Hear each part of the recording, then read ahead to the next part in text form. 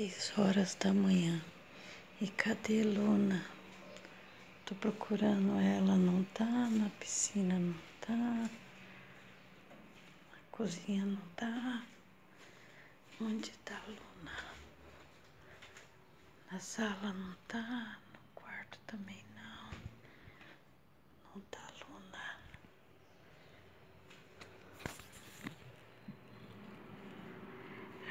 Ela tá dormindo.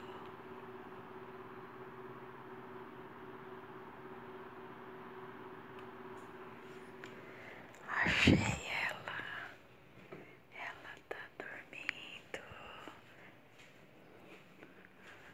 Luna ontem dormiu meia-noite.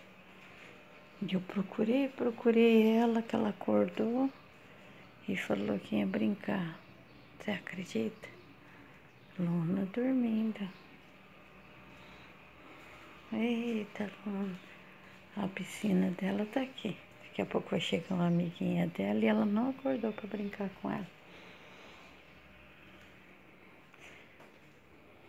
Os livrinhos das tarefas que ela fez ontem. Tchau.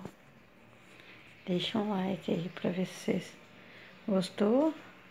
E o que eu faço pra acordar a dona Luna, que dorme até a minha princesinha.